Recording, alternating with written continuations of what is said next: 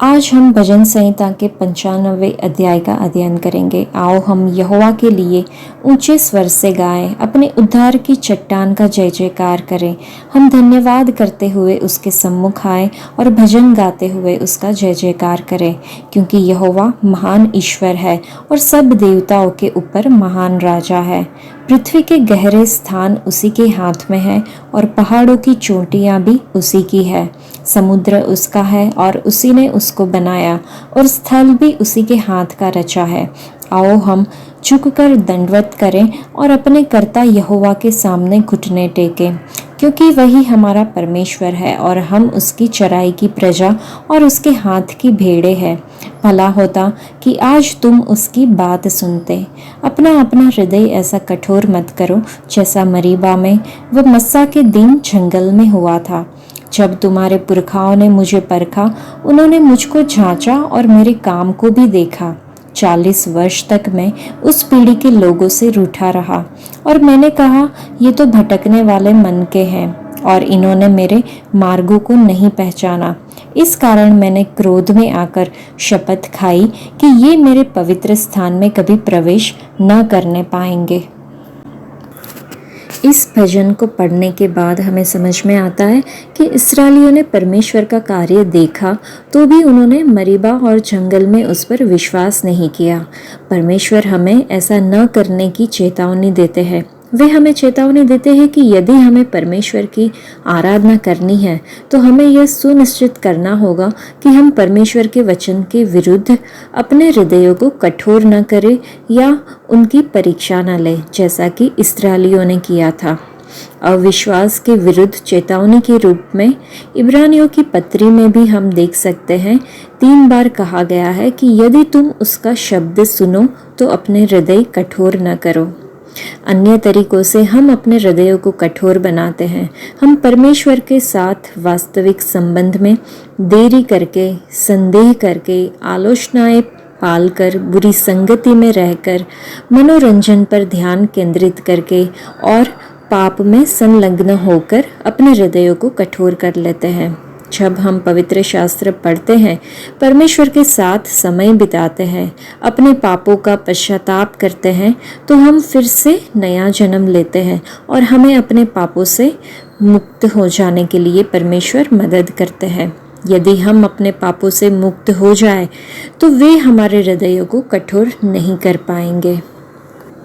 इस भजन का संदेश है कि एक मंडली के रूप में परमेश्वर की आराधना हमें करनी चाहिए, हमारे आनंद और हमारे आदर दोनों के साथ। हमारी आराधना हमारे सृष्टिकर्ता के रूप में परमेश्वर की संप्रभुता और हमारे चरवाहे के रूप में उनकी पर्याप्तता दोनों पर आधारित होनी चाहिए। हमें अपनी आज्ञाकारिता के द्वारा भी परमेश्वर की आराधना करनी चाहिए। यह केवल अनुष्ठानों की पुनरावृत्ति नहीं है, न केवल प्रशंसा के नारे लगाना या हमारे विश्वास के कार्य करना, बल्कि हमारा निरंतर भरोसा और आज्ञाकारिता ही हमारी सच्ची आराधना का प्रमाण है। यदि हम परमेश्वर की आराधना अपने चरवाहे के रूप में करेंगे तो निश्चित रूप से हमें उनके चरागाह की भेड़ों के रूप में उनका अनुसरण करना चाहिए। मस्सा और मरीबा में इस्राएलियों ने केवल मूसा को बल्कि परमेश्वर को भी अपने नेता के रूप में त्याग दिया। उन्होंने अनुसरण करने से इनकार कर दिया। आइए हम परमेश्वर की आराधना करने के लिए दिए गए उपदेश और आयत की चेतावनी के बीच के संबंध पर ध्यान दें। चेतावनी मूल रूप से यह है कि हमें आराधना करने में विफल होने की हिम्मत नहीं करनी चाहिए।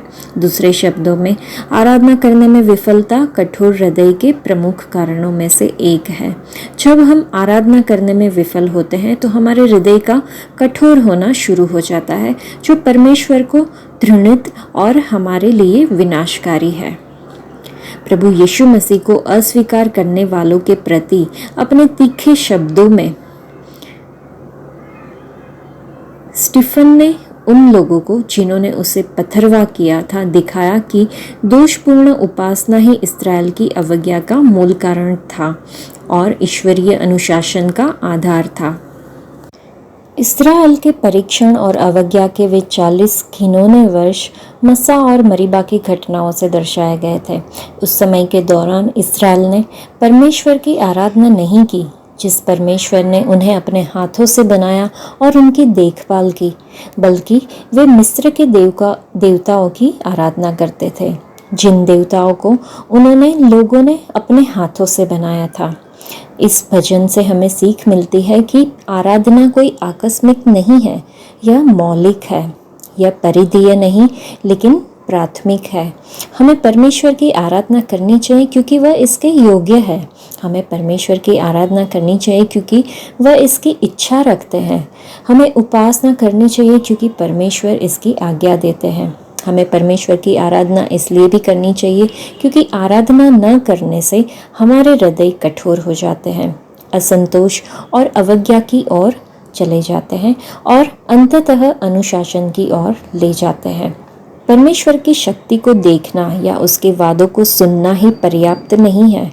हमें उसकी आराधना, उस पर भरोसा और उसकी आज्ञाकारिता में लगे रहना चाहिए, हर दिन। और आज भी हम अतीत पर आराम नहीं कर सकते, लेकिन हमें उसमें लगे रहना चाहिए जिसे परमेश्वर ने शुरू किया है। सुनना ही पर्याप्त नहीं है। जो लोग परमेश्वर के वादों से लाभ उठाते हैं, वे उसके वचन में बने रहते हैं और दृढ़ रहते हैं। आज के लिए इतना ही। परमेश्वर आप सबको आशीष दे। धन्यवाद।